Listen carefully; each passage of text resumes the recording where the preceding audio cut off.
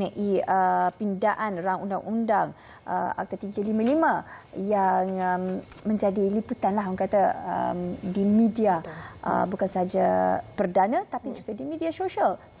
Jadi insya-Allah di studio kita pada hari ini adalah orang yang betul-betul tepat, layak untuk menjawab segala persoalan kita, iaitu Datuk Muhammad Nasir Disa, Ketua Pegawai Eksekutif Institut Kajian Strategik Islam Malaysia.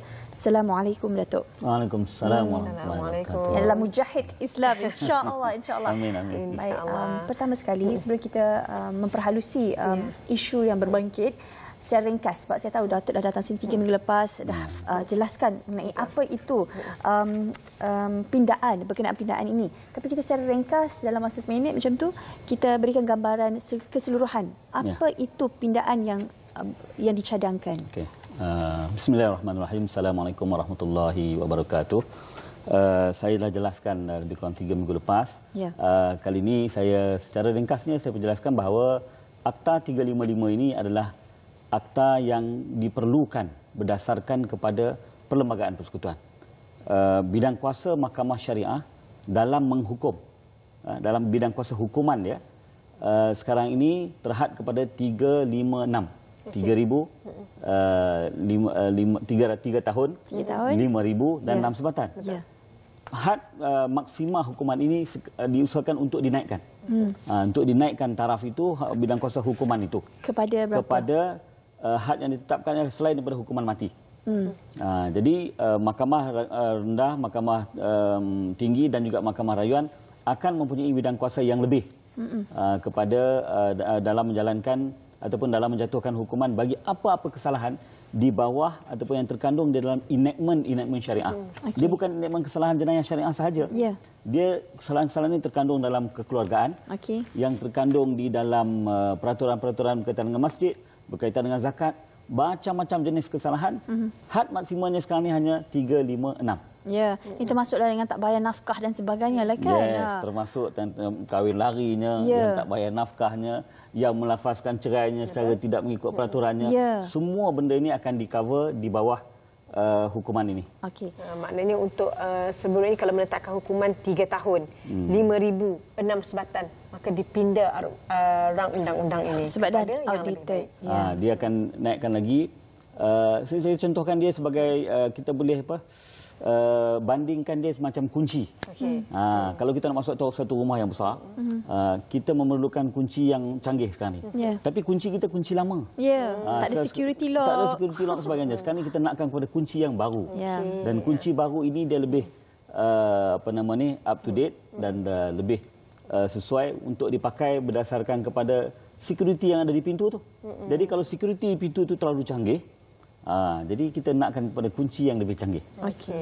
Namun Datuk, bila kita dalam usaha untuk menerangkan berkenaan dengan rang undang-undang ni, ada beberapa pihak yang telah menjadikan isu ini sebagai polemik dan juga gambaran yang tidak benar sehingga membuka ruang provokasi. Apa antara salah faham yang paling besar yang harus kita rungkaikan? Pertamanya, tohmahan bahawa pindaan kepada Akta 355 ini unconstitutional. Tidak mengikuti ataupun tidak selaras dengan perlembagaan. Itu tohmahan yang paling pertama, paling utama sekali. Dan macam-macam lah. Pertamanya dia kata kita tak sepatutnya ada dua legal system. Kemudian kita tak boleh mengenakan hukuman-hukuman yang berasaskan hukuman syariah kepada yang bukan Islam. Dan yang ketiganya dikatakan bahawa negeri tidak ada bidang kuasa untuk menggubal undang-undang yang berkaitan dengan kesalahan-kesalahan tertentu, kesalahan jenayah tertentu seperti mencuri, merompak, menyamun, membunuh. Itu tidak ada di bawah bidang kuasa bidang kuasa negeri untuk memberikan bidang kuasa itu kepada mahkamah syariah bagi membicarakannya. Ini antara 3 isu konstitusional yang sering dibangkitkan. Dan saya nak perjelaskan bahawa isu konstitusional yang diketengahkan itu sebenarnya adalah berbangkit daripada kekeliruan dalam memahami Akta 355 ini. Sebenarnya Akta 355 ini seperti yang saya katakan tadi, ia adalah kunci. Dia bukannya undang-undang itu sendiri. Dia hanya menetapkan kadar maksima yang boleh dijatuhkan oleh Mahkamah Syariah. Saya bagi satu contoh. Isu yang pertama tadi, isu yang berkaitan dengan orang bukan Islam tak sepatutnya tertakluk kepada unsur-unsur ataupun undang-undang yang berkaitan dengan syariah. Okey. Kita perlu merujuk kepada perlembagaan dalam butiran 1 Senarai Negeri Jadual ke-9 Perlembagaan Persekutuan. Panjang sikit nama dia tu. Dia punya short form B1, butiran 1 Senarai Negeri. State list. State list Senarai Negeri SN. Jadual ke-9 J9. Perlembagaan Persekutuan PP. Jadi dia punya short form tu agak panjang.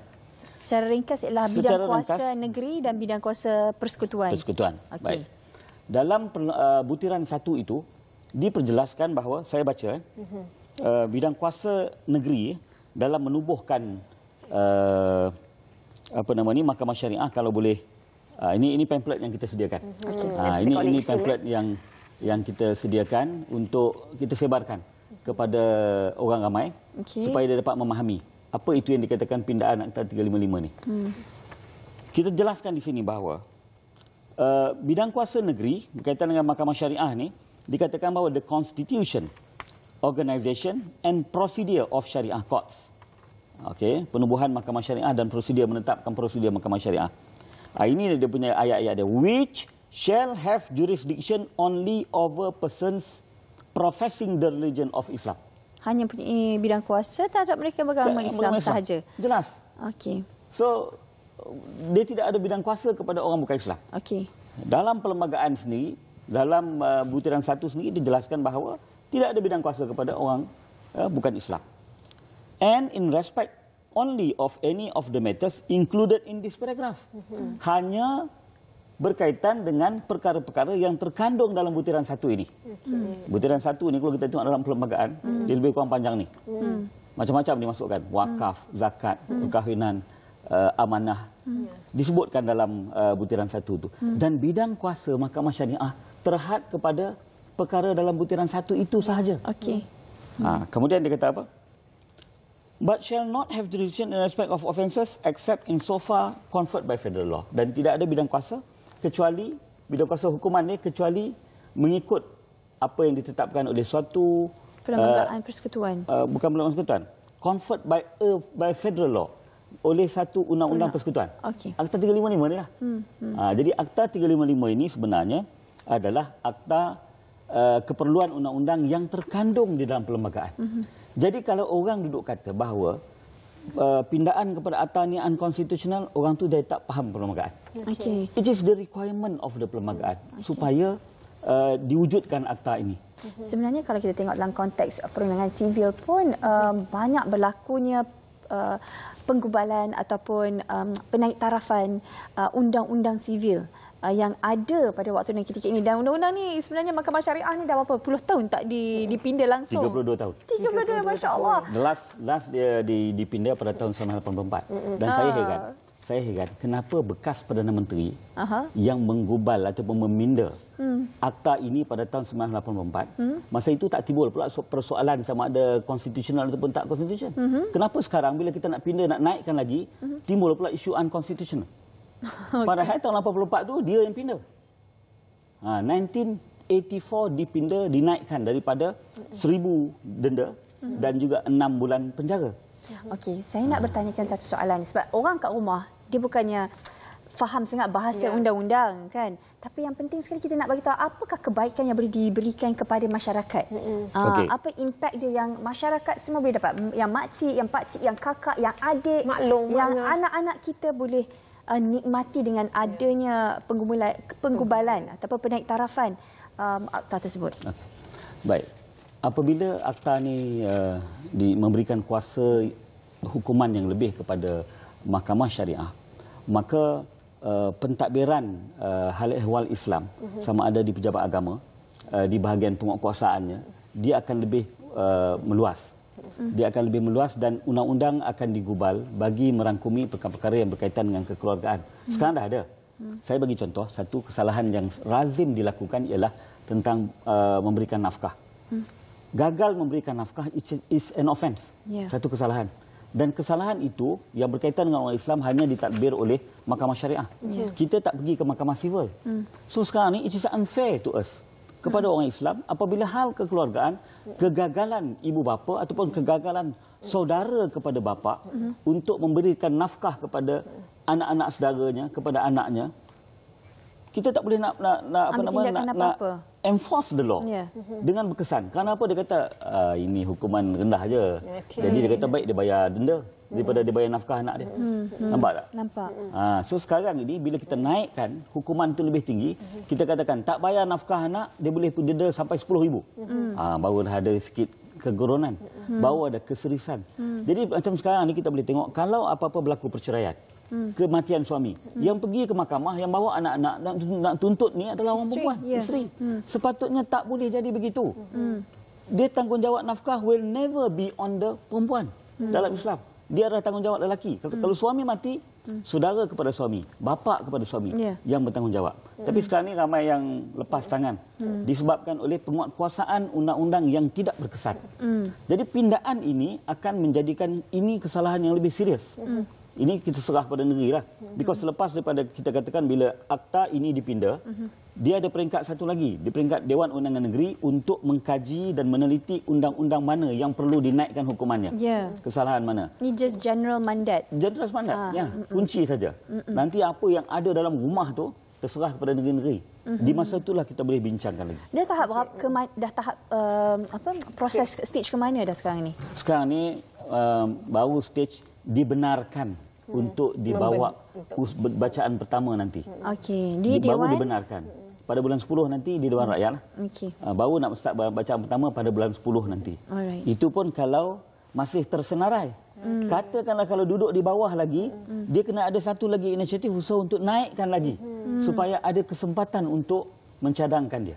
Okey, jadi Datuk, kalau macam contoh saya sebagai orang awam, saya melihat pindaan ini antara lain adalah untuk meningkatkan kesedaran ataupun untuk membendung gejala maksiat dan salah laku syariah.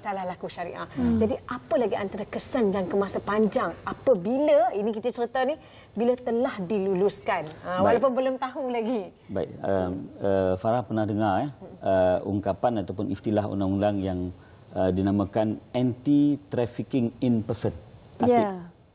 Sebenarnya undang-undang syariah ni jauh lebih dulu daripada anti-trafficking in person itu. Undang-undang anti pemerdagangan orang tu sudah pun ada dalam undang-undang syariah ni berpuluh tahun terlebih dahulu.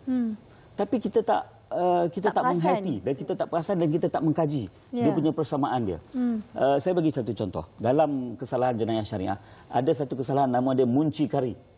Okey, saya pun tak pernah dengar muncikari. Tak, walaupun dulu belajar. Nama perkataan dia ni macam bahasa India sikit lah. Macam muncikari ini sebenarnya adalah seorang yang bertindak sebagai orang tengah bagi mengatur satu pelacuran.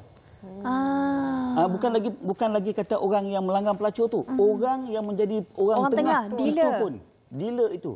Sebenarnya di bawah anti trafficking in person ni, pemandangan orang itu pun kesalahan. Itu pun menjadi kesalahan. Tetapi dalam syariah sudah ada kesalahan itu. Tapi dia punya hukuman dia sangat rendah. Hukuman dia mungkin 1 tahun penjara, mungkin 1,000 denda, 2,000 denda. Dan kadang-kadang orang yang buat tu dia dah spare duit siap-siap dah kalau untuk bayar denda.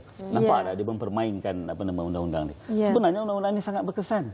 Kalau kita mantapkan dan kalau kita penguatkuasaannya dijalankan secara menyeluruh.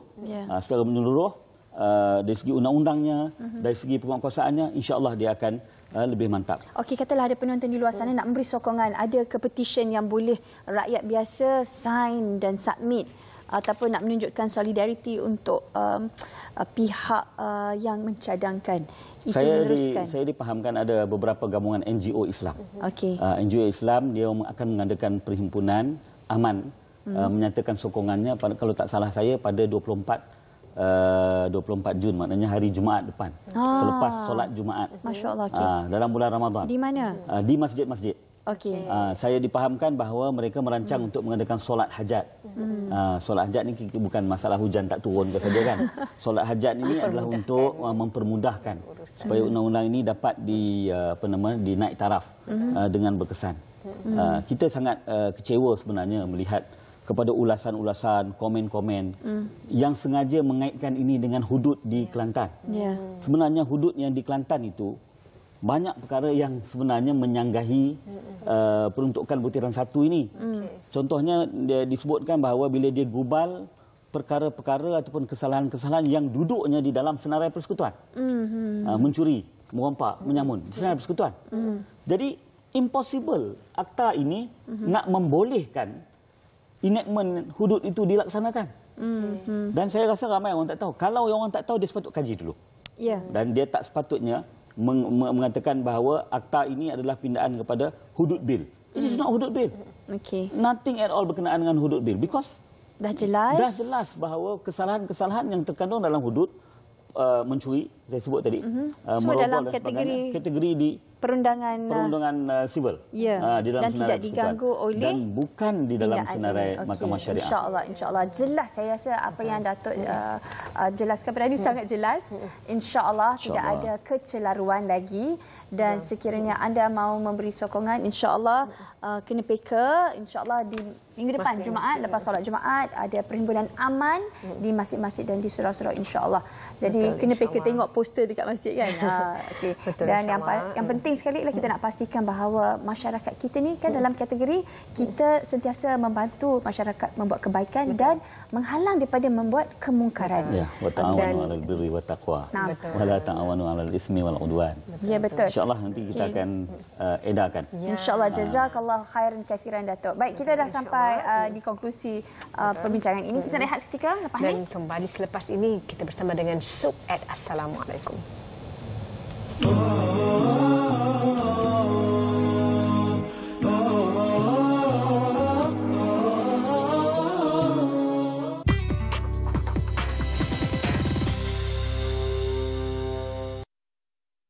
Bermula 6 Jun hingga 5 Julai 2016, Dataran Putrajaya Presin 3 dan Kompleks Perbadanan Putrajaya bakal dimeriahkan dengan pelbagai aktiviti, jualan barangan keperluan raya, juadah